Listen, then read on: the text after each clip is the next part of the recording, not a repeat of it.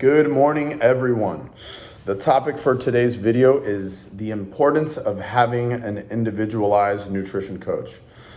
So let me just say that throughout the years, our opinions have changed in regards to group versus individualized work and attention for different programs that we have.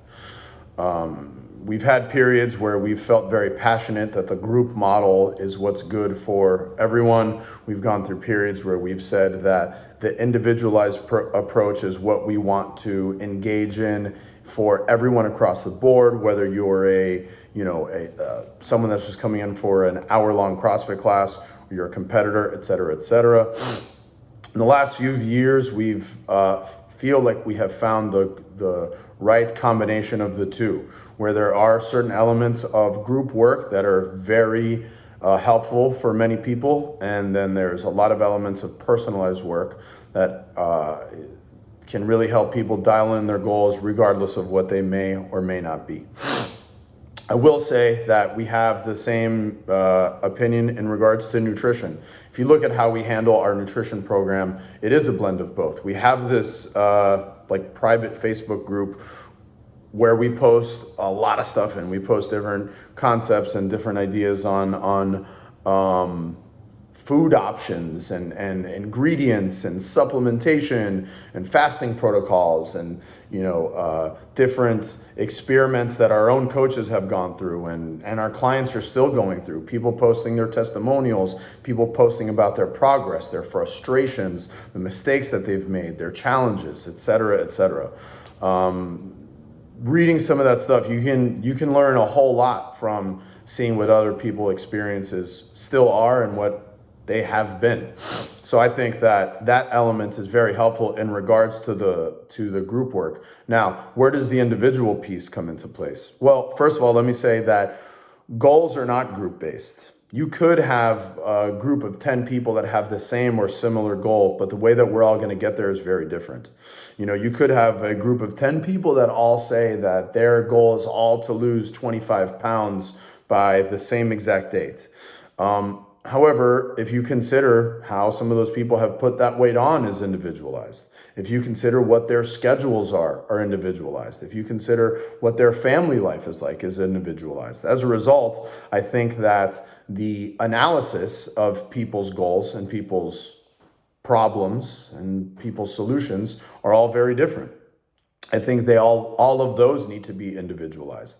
I think there's a point where you can rely on the collective experience of a group to help you reach your individual goal, but I think the analysis of your goal is something that's very personal and very individualized. I'll also say that everyone's biochemistry and everyone's genetic makeup is not group consistent either. We have a lot of similarities with some people in these groups. We have some similarities with our friends. However, we're all very different. The way that our body digests food, the way that our bodies interact with different food ingredients and different things are all very different.